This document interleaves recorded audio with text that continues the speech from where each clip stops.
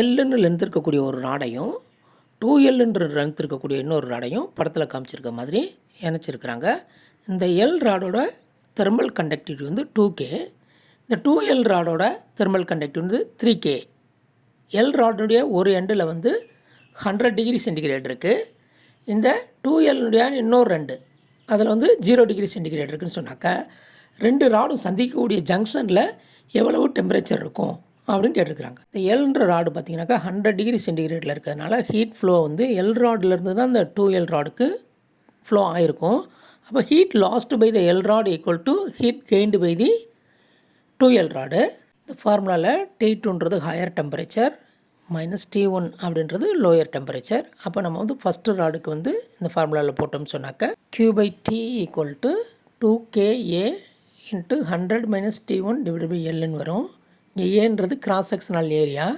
அவங்க படத்தில் வந்து ஏரியா வந்து ரெண்டு ராடுக்கும் ஒன்றுன்னு தான் கொடுத்துருக்காங்க. இப்போ நம்ம ஏவாகவே வச்சுக்கலாம்.